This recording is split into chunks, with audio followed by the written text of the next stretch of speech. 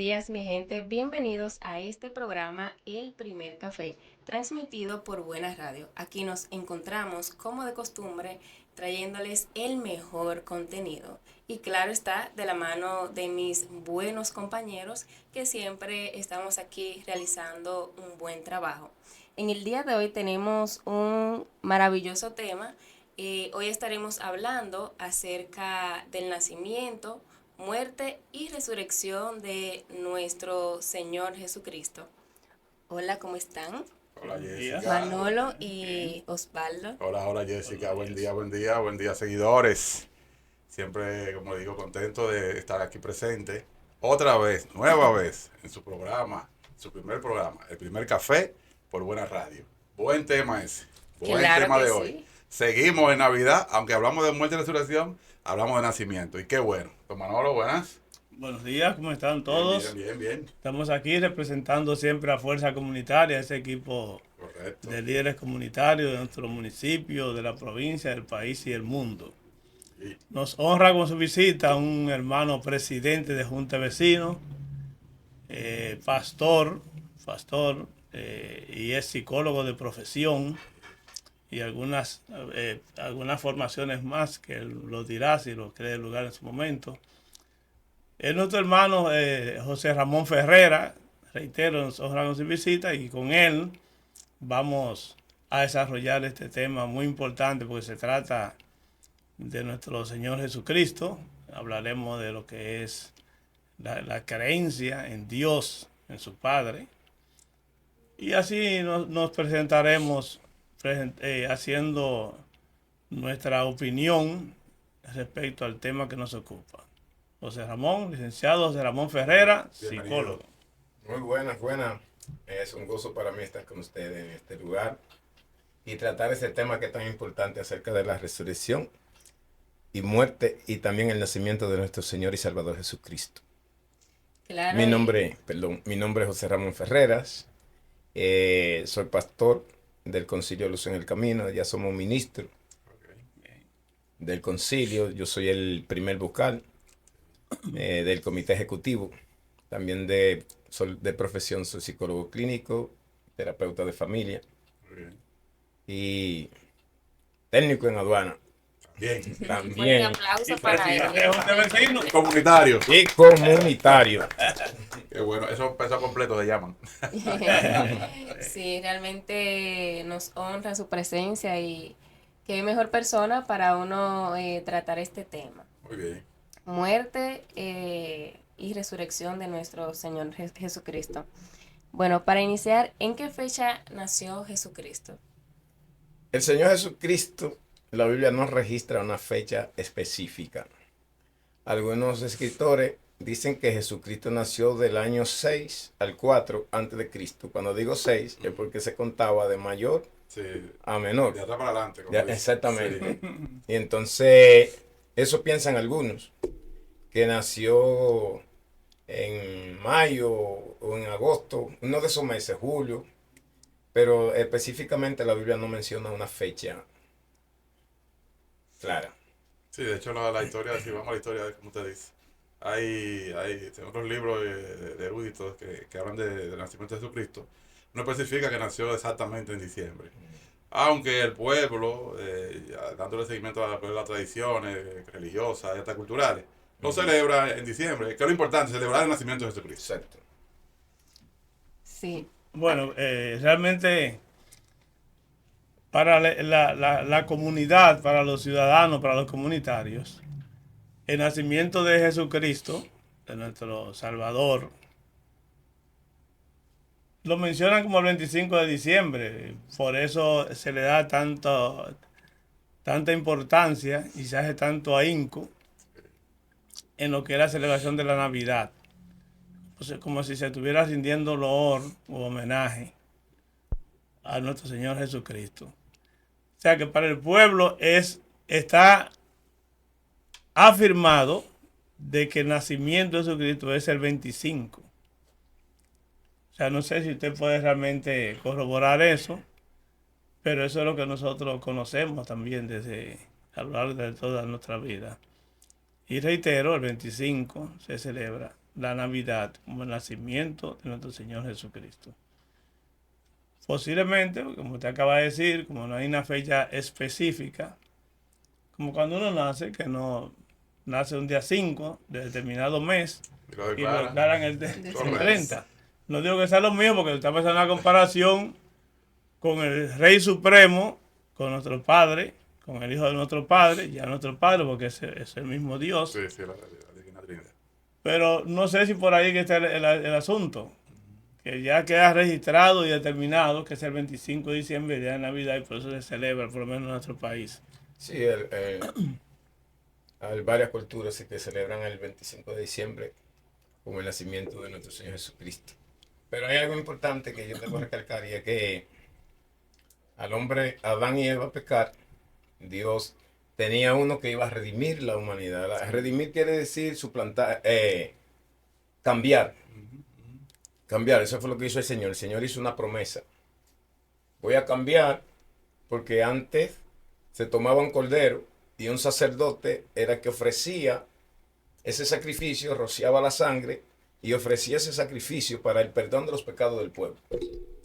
Pero el Padre ofreció a su único hijo unigénito que lo profetizó Zacarías, Isaías. Vieron unos cuantos que profetizaron. Jeremías, también Juan Bautista.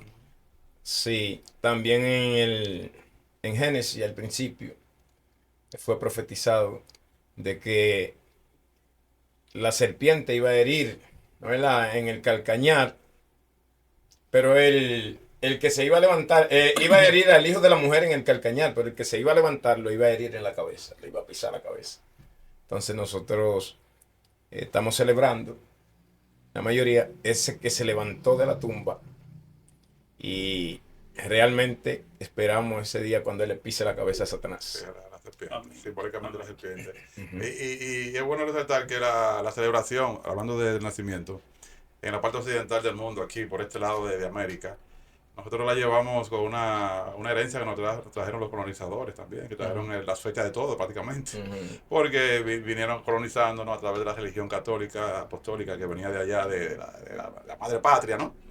Entonces, por eso también sentimos más aquí en Occidente, en América, sobre todo cuando llegaron aquí a Santo Domingo, donde se celebró la primera Navidad de América, del Nuevo Mundo, después México, Perú, esas grandes civilizaciones que había de indígenas, ¿no? Pero en realidad volvemos y caemos, como dice don Manolo. No importa si nacimos hoy, mañana, pasado, lo importante es que estamos celebrando el nacimiento de nuestro Señor Jesucristo. Pero en el nacimiento de Jesucristo, en la Navidad, usted sabe que por lo menos la costumbre nuestra de los dominicanos, lo que se presenta es una celebración, incluso con la vivencia misma lo dice, con bebidas alcohólicas de diferentes marcas y calidad y cantidad, En exceso. comida también en exceso. ¿Acaso cuando nació Jesucristo se hizo lo propio? Cuando nació Jesucristo, dice que nació en un pesebre. Es un lugar donde llevaban los animales. No era que los animales estaban afuera porque era tiempo de frío, sino era un lugar que ellos preparaban y alimentaban los animales ahí. Entonces, no fue específicamente afuera, como que hay mucha gente que piensan que Jesucristo nació afuera.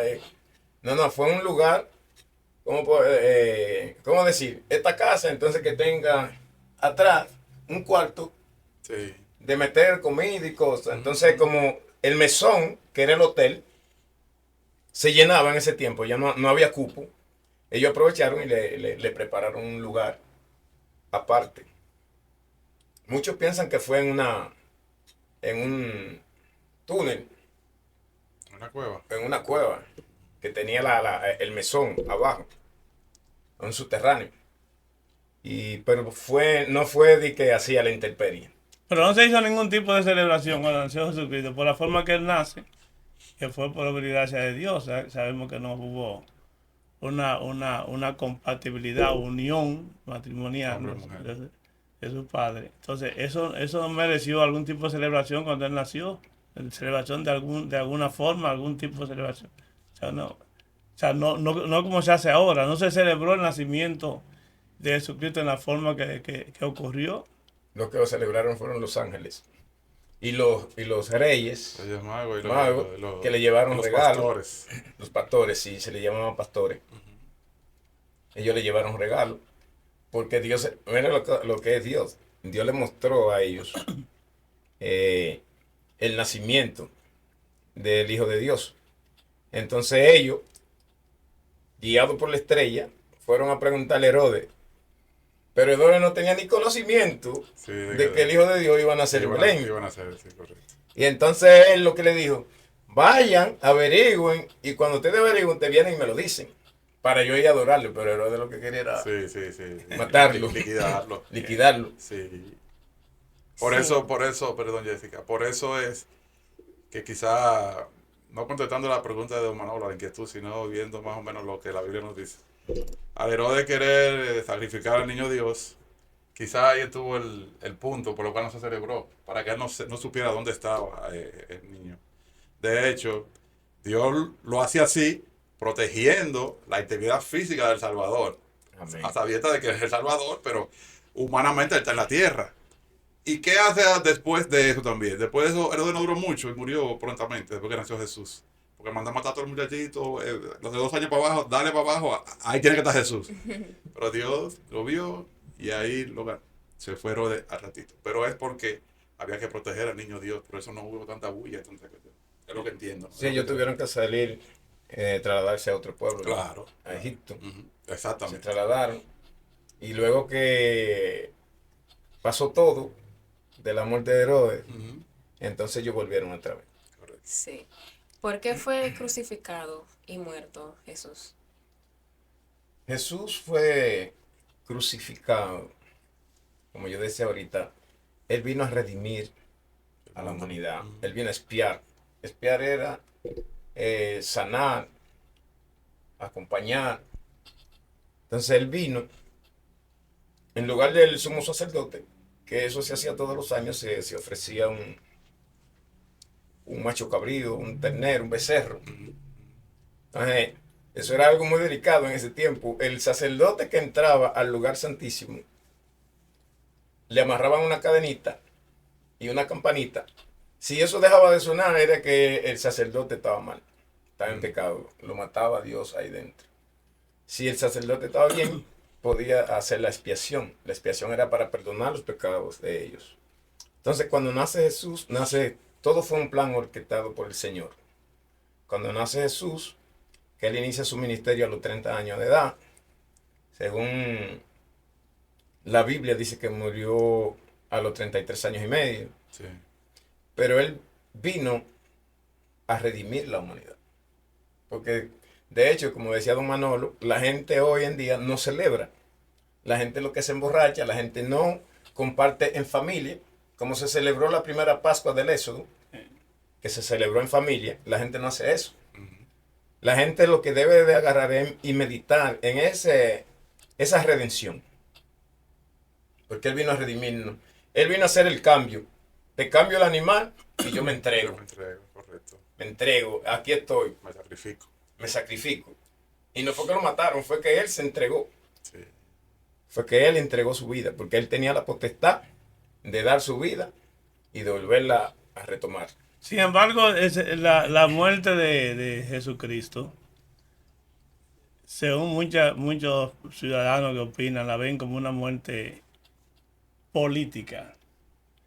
En el sentido de que, como él hacía tantos milagros, o sea, que salvaba y curaba, levantaba varias personas que tenían ciertas dolencias o enfermedades, eso llegó a oídos del rey y de sus colaboradores, gobernadores, Herodes, y otros más, no recuerdo el nombre ahora, Pilato, etcétera. Y veían, ellos veían a Jesucristo, que no era así, pero lo veían como un ciudadano más, pero que tenía la fortaleza y preparación y formación y el poder para sustituirlo. Y al ser así ya es un término político, porque ellos dirigían para eso entonces el Estado político. Tocaba intereses políticos. Entonces de la forma. chocaba con ellos directamente. Sí. Entonces ellos veían a Jesucristo como esa afronta, ese enemigo, ese contrario, ni siquiera adversario, sino contrario. Ellos pensaban que quería suplantarlo, y no era así. Jesucristo lo hubiera hecho, como usted dice, sin tener que siquiera que ponerle un dedo. Pero así se veía, se veía el accionar, la actitud de Jesucristo, la veían ellos de esa manera. Bueno, al extremo de que algunos de sus discípulos más cercanos lo traicionaron. Sí. O sea, se vendieron, como dicen, con el contrario, con el reinado, con el rey, traicionando a su Dios, pero lo consideraba un Dios, el rey supremo. O sea, que eran términos, esa conjetura que habían, se ve ahora mismo, según esos análisis, que fue como si fuera un enfrentamiento político. Lo veían ellos, como que Jesucristo se enfrentó, quería suplantarlo, y por eso agilizaron, porque fue algo rápido. Ellos motorizaron que la muerte de Jesucristo ocurra cuanto antes y lo más cruel como fue, lo más cruel posible, para si en caso pueda surgir o había alguien por ahí que vea en ese mensaje, que vea que así mismo le podría pasar, por eso lo hicieron en público también, frente a todo el pueblo. O sea que realmente la muerte de Jesucristo obedece a ese miedo de reinado de que fuera a suplantarlo. Mira qué sucede. La religión es lo que ha hecho más daño en el mundo. Porque la religión no salva, las religiones no salvan. No. El que salva es el Señor Jesucristo, de ese que nosotros estamos hablando, que se entregó en la cruz para darnos a nosotros salvación. Entonces los escribas, que eran las personas que vivían en los palacios, eran las personas de poder, Sí, de los influencia. sacerdotes de aquel tiempo y los fariseos y saduceos, esa gente tenían un poder terrible. Entonces, había un problema que Jesús hacía milagro en el día de reposo. Ujú. Entonces ellos decían, este hombre está quebrantando la ley. Sí. La ley terrenal. La ley terrenal. Está quebrantando la ley. Entonces por eso ellos lo odiaban. Sí. Estaban en contra de él. Cuando a Jesús lo agarran preso, ellos fueron los primeros que comenzaron, crucifícale, crucifícale, crucifícale. Comenzaron a gritar. Y podemos ver que cuando le llevan donde Poncio Pilato, él dice, pero este hombre no ha cometido ningún delito. Sí. Pero ellos insistían. ¿Por qué? Porque ellos no se sentaron a meditar, a analizar lo que está sucediendo hoy en día. La gente no se sienta a analizar la palabra. La gente lo que comienza es a discutir y a veces sin conocimiento. Entonces, en vez de analizar, ven acá, Jesucristo vino a salvarme a mí, a redimirme a mí. Yo soy un pecador, porque ninguno de nosotros podemos decir que somos santos. Pero, ¿cuándo nos santificamos? Cuando nosotros venimos a Jesucristo. Claro. Jesucristo es que nos santifica, Jesucristo es que nos redime. Es decir, Jesucristo llega a la cruz como el cordero, como el único cordero inmolado. Ya no hay que hacer más sacrificio. Sí. La gente no tiene que hacer más sacrificio, no tiene que comprar toro, ni matar macho cabrío, nada de eso. Ahí pagamos Ya todo. Cristo pagó. Pagó. Él pagó en la cruz. El pecado de todos nosotros quedó perdonado cuando nosotros venimos a Él. Así es. Si nos arrepentimos, Él nos perdona. Si no nos arrepentimos, hay problema. Pero se dice Cordero de Dios que quita todos los pecados del mundo. O sea, sí. Él es el cordero inmolado, el único. Y ya fuera de Él no hay perdón. Fuera de Él. Él es el único que tiene la potestad de perdonar. Por eso dice Él en San Juan capítulo 6, en el capítulo 14, verso 6. Yo soy el camino. Yo soy la verdad La vida. y la vida. Nadie viene al Padre si no es por mí. Si nosotros analizamos ese verso y nosotros le caemos atrás a otras cosas, andamos como la gente que anda en vano, pensando en vano. La felicidad, la seguridad está en Cristo. Amén. La verdadera paz está en Cristo. ¿Qué diferencia usted entiende que hay entre la muerte física de Jesucristo y lo espiritual? La diferencia que hay entre la muerte física y lo Y lo espiritual. Es una pregunta muy, muy importante. La muerte física, en lo físico Jesús sufrió, Jesús Bastante. llegó un momento en que dijo, Padre, Fue cruel. pasa de mí esta copa, pero no se haga como yo quiero, sino como tú quieras. Pero Él lo hizo para cumplir, ¿me entiendes? Con un deber, porque el plan era que, dice la Biblia, que Dios amó tanto a su Hijo que lo envió al mundo para salvar a la humanidad. Entonces Él tenía que venir a morir para salvarnos a nosotros, A cumplir el mandato a de Dios. cumplir ese mandamiento. Sí. Pero en lo espiritual, Dios, Jesús siendo Dios, tenía un poder tan grande. Podemos ver que cuando viene Judas a entregarlo y preguntaron que quién era, que él dijo yo soy, cayeron a tierra. O sea, tenía un poder tremendo en lo espiritual. Jesús, porque él es Dios. Él vino como humano, ¿verdad? Pero él era Dios y es Dios. Sí, yo pienso que Jesucristo, desde mi punto de vista, más que un líder, fue un revolucionario del dogma, ¿no? De lo que es la creencia y la fe. Porque en esos tiempos de tanto o poco conocimiento, no sé cómo decirlo, porque no sabemos si estamos más avanzados que antes, no sabemos ahora mismo. Pero en ese tiempo, hacer lo que hizo Jesucristo es más que, es de sobrehumano, vamos, digamos, como dice Jessica, muerte natural y muerte espiritual, eso es grande. Eso es. Una pregunta, señores, quizás muchos seguidores dirán, ¿y esta pregunta que tú tiras? Pero yo la voy a tirar, Manolo, porque estamos hablando del Rey de Reyes, Claro. nació, murió y resucitó. En la vida de Jesucristo, ¿se le conoce alguna relación con alguna de novia, cosas así, que usted haya escruñado en la Biblia? En la Biblia no relata que Jesucristo se enamorara o tuviera novia, porque él venía con un plan. Mm. Venía con un plan. Ella me hizo la pregunta. En lo espiritual, él era Dios. En lo humano, como ser humano, él soportó todas las pruebas. Tentaciones. Todas las tentaciones. Él dice que la llevó sobre sus hombros para enseñarnos a nosotros a no pecar, sino a mantenernos confiando en su palabra. Hay muchos... Perdón. Hay algunos, Sí. hay algunos como Da Vinci, Ajá. Ya, ahora, ahí. que él dice sí que tuvo mujer, tuvo con María Magdalena, Ujú.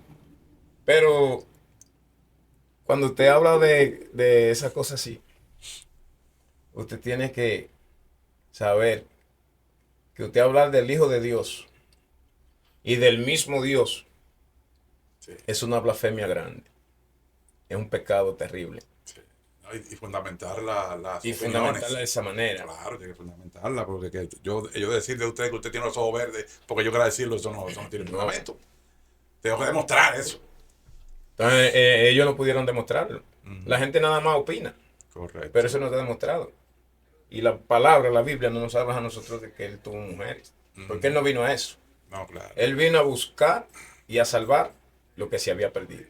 Así es. Incluso su nombre significa salvación, Jesús. Sí, sí, así es. ¿Y qué opinión le merece a usted de varios ciudadanos que se dedican a la ideología comunista? Que ellos dicen, profesan muchos de ellos, que quien cree en Jesucristo,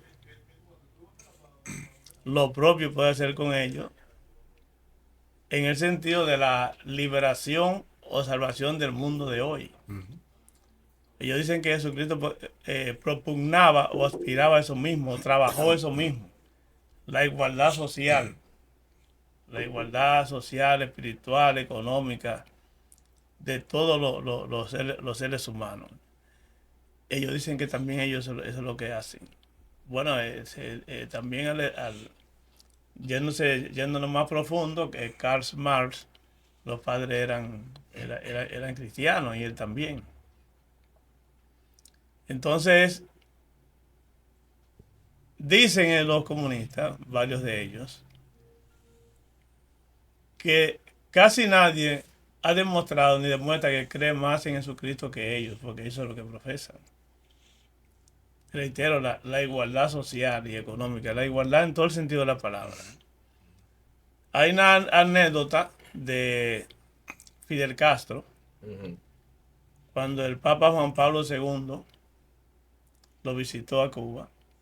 Un periodista de Estados Unidos le dijo que sí le iba a recibir al Papa y él dijo que sí. Entonces cuando el Papa visitó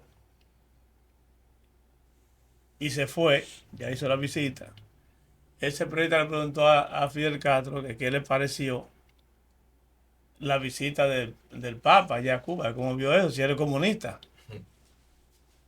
Entonces, la respuesta de Fidel Castro fue que, bueno, la visita del Papa aquí a Cuba para mí significó un viaje sin escala y directo hacia la gloria.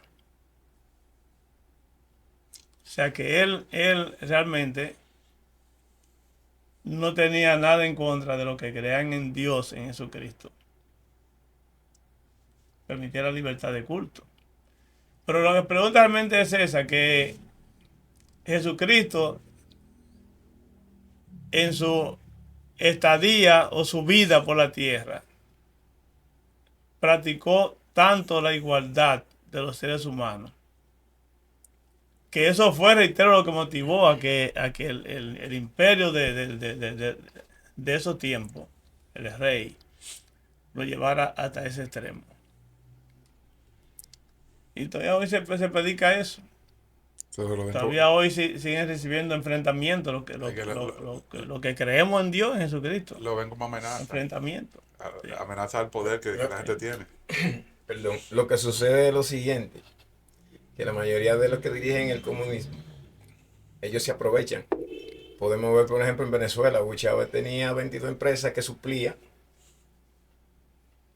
los alimentos de ese pueblo, de esa nación. Ujú. Pero él era multimillonario, él no pasaba necesidad. Él vestía como príncipe y los demás. Pero es muy diferente a Jesucristo, que Jesucristo se hace pasar por el peor esclavo y comienza a lavarle los pies a los discípulos. Es muy diferente a Jesucristo, que le dice a los discípulos, denle de comer a como a 5,000 gente. Y los discípulos dijeron, pero ¿de dónde vamos a sacar tanta comida? No tenemos. Entonces Jesús lo mandó a recoger. No, le dijeron, hay un niño que tiene 5 panes y 2 peces. Entonces Jesús le dijo, dile que se recuesten en la grama. Y bendijo los peces y los panes y lo multiplicó. O sea, de lo que él tenía, él lo compartía. Y lo multiplicó de tal manera que sobraron muchísimas canastas y peces. Es decir, que lo que Dios nos enseña a nosotros es muy diferente a veces a lo que el hombre practica. Porque el hombre es injusto. Sí. Pero Jesucristo no practicó injusticia. Lo que él practicó fue el bien. Se humilló hasta lo sumo, pasó por el peor esclavo. Porque el que lavaba los pies era el peor esclavo en ese tiempo. Ni siquiera era como un esclavo como José. No, él era el peor. Él se hizo pasar por el peor esclavo, humillándose hasta lo sumo, como dice la palabra. Se humilló tanto que mire lo que hizo. Comenzó a lavar los pies y a secar los pies. Que Pedro le dijo, Señor, tú a mí no me vas a lavar porque... Tú eres más que yo, pero tú eres hijo de Dios. Entonces Jesús le dijo, si tú no te lavas, no tendrás parte conmigo. Claro. Me dijo, pues no me laves tan solo los pies, lávame entero. El que está limpio no necesita lavarse, sino tan solamente los pies. Le dijo el Señor. El Señor estaba enseñando. Esas son enseñanzas que dan para que nosotros seamos humildes. Claro. Y aprendamos a convivir. Correctamente. Pero en este mundo de hoy en día, mire cómo está yendo esto, lo que está diciendo. Mire cómo está Senasa. Mire, el presidente nombra en su gabinete su gente, lo manda para allí, para el ministerio de allí, lo manda para acá. Pero la gente lo que piensa es robar. En robar y robar. Y se roban 3,000, 20,000, 50,000 millones. Y ellos felices, pensando ellos que van a vivir para toda la vida. Claro. Porque eso se les vuelve sal y agua. Claro, claro. O sea, Ahora nosotros que no tenemos riqueza y que quizás compartimos un pan con el vecino, con el hermano, nosotros somos multimillonarios. así es. ¿Cómo usted cree que le ha impactado en su fe el usted comprender lo que es el nacimiento, la muerte y la resurrección de Jesucristo? A mí me ha impactado de una manera extraordinaria, porque cuando yo escudriño las escrituras, Él por medio de su palabra me ofrece a mi vida eterna. No este cuerpo físico que va a vivir eternamente, sino que mi alma, cuando yo parta, viviré eternamente. Por eso el apóstol Pablo dice, para mí el morir es Cristo, y el morir en Cristo es ganancia. Si todo aquel que entrega su vida a Jesucristo, la Biblia dice que por torpe que sea no la vas a perder, sino que la va a ganar, porque Cristo se fue a preparar un reino para nosotros. Y es importante tomar eso en cuenta, que cuando Cristo venga, que viene otra vez, a levantar a su pueblo, todo el que crea en Él se salvará. El que no crea, lamentablemente, se perderá. Él lo dijo en su palabra. Nadie viene al Padre sino a través de mí. Nadie viene si no es por mí. Es el Hijo de Dios y el camino a la vida eterna. Es por ahí que hay que... volviendo en la historia ya real de la vida de nuestro Salvador.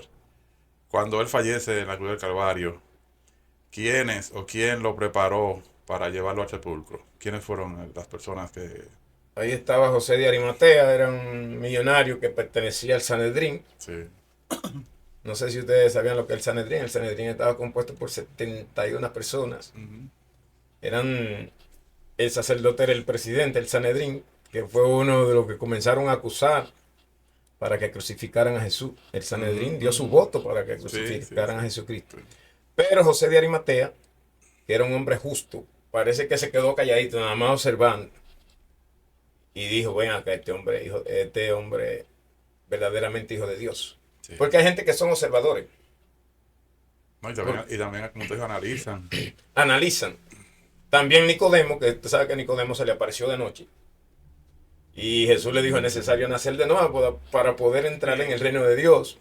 Y él no entendía que Jesús estaba hablando del nacimiento espiritual. Y él dijo, ¿cómo si un hombre viejo puede entrar por segunda vez al vientre de su madre y nacer? Y Jesús le dijo, yo no te he dicho, es necesario nacer de nuevo en lo carnal, sino en lo espiritual. ¿Me entiendes? En lo espiritual. Entonces, está hablando como él mismo, como Jesucristo, puso el ejemplo. Claro. Porque él nació de nuevo. Tú lo que tienes que recapacitar. No actuar como actúan los hombres del mundo, los que no conocen a Dios. Sino actuar como Dios. Porque Dios es amor. Dios lo que practica es la justicia, el amor. Qué bonito sería que todos los presidentes del mundo practiquen el amor. Pero cuando ese señor de esa época le pide al rey que le permita preparar la sepultura de Jesucristo, ya muerto, no pensó en que el rey podría tomar la decisión también de sacrificarlo o de mandarlo a crucificar, eliminarlo a él también, por pensar que será parte de Jesucristo. O él quería llevarse ese gran premio, digamos, de que él fue quien preparó y era el nicho, la sepultura, el lugar de descanso ya eterno de Jesucristo para él. Nunca pensó que iba a resucitar. Que hay que llevarse esa gloria, ese premio de que ser él, sin importar lo que pensara el rey. Mire, la muerte de Jesucristo fue un testimonio bien grande. La Biblia dice que a la hora tercera y a la hora de la tarde, se oscureció el sol. La tierra tembló. El velo del templo se rasgó en dos. Y cuando el centurión que estaba al pie de la cruz vio eso, dijo, verdaderamente este hombre es hijo de Dios. Es decir, que lo que pasó en aquel momento llamó tanto la atención que yo no creo que el rey se pusiera a pensar, porque recuérdese que Pilato, la mujer le dijo, mira, ese hombre no lo moleste porque he estado atormentado y ese hombre es verdaderamente hijo de Dios. Se lo dijo la mujer. Sí, pues, claro. Y entonces, cuando José de Arimatea fue y habló con Pilato, Pilato no le puso objeción. Se lo entregó. Había una tumba que le habían preparado nueva. Se meró, una tumba enorme. ¿Me entiendes? Una tumba enorme. Que incluso un amigo mío que viaja allá a Israel me enseñó la tumba. Me dijo, mira, aquí no está Jesucristo. Físicamente. Resucitó y está en el cielo. Así que díganselo a la gente que Cristo no está aquí. Miren la tumba. Así es. Qué bueno que se presenten imágenes, ¿no? Y lugares, o no sé cómo decirle, para que la gente vea que, como algunos científicos dicen, no, porque no hay sustentación de la historia real de Jesús. Y usted presenta esa tumba, usted presenta el mar muerto, el mar rojo, todo eso que usted presenta el río Nilo, es parte de la historia, lo que te dice la Es parte Biblia de la cuando historia. estaba Jesús en la época de su tiempo, ¿no? Así es, realmente, sin lugar a dudas, hemos desglosado este tema de principio a fin y realmente es bueno comentar acerca de este tipo de temas y más que estamos en la época navideña y es bueno que la gente sepa de dónde nace todo y el impacto que también tiene Jesucristo en la Navidad. Bueno, hemos llegado al final de este programa, El Primer Café. Muchísimas gracias al licenciado José Ramón Ferreras por habernos acompañado. Recordarles que estuvimos hablando acerca del nacimiento, la muerte y la resurrección de nuestro Señor Jesucristo. ¿Algún mensaje final El para mensaje final Sí. para nuestros la seguidores. comunidad? El mensaje final es que Con motivo de la Navidad. como dice Tanelao Marino, oh, qué triste Navidad sin tener al Salvador en el corazón. Que en vez de ver la gente, está fumando droga, está fumando alcohol, que se reúna con su familia y compartan. Usted puede hacer una oración con su familia. Claro Usted que puede sí. leer un texto bíblico con su familia y meditar en ese texto bíblico. Porque Jesucristo lo que quiere darnos a nosotros es vida, gozo, paz. No, y además, si usted no se siente con la fortaleza o con el deseo de hacer la oración, pues llame a otro, acuda a un Claro. pastor, a un hermano de la iglesia, de cualquier iglesia, para que vaya en ese momento a bendecir su familia y otras familias más que usted pueda invitar en su sector. Que eso fue lo que se hizo en la primera Pascua que se celebró. El Señor le dijo, van a tomar un cordero según la familia. Si la familia es pequeña y hay otra pequeña, entonces se reúnen y se comen el cordero. Correcto. ¿Entiendes? Pero dependiendo de la familia. Y así fue que se celebró la primera Pascua en Egipto. Muy bien. Sí, recordar también que la Navidad es una época de estar tranquilo, en familia, en armonía, unidad y también paz. Recuerden que nos pueden seguir en nuestras redes sociales como El Primer Café. También pueden seguirnos a través de la radio como Buena Radio RD. Así que nada, nos vemos en una próxima entrega de este programa. Bye. Dios nos bendiga a Dios todos. nos lo permite.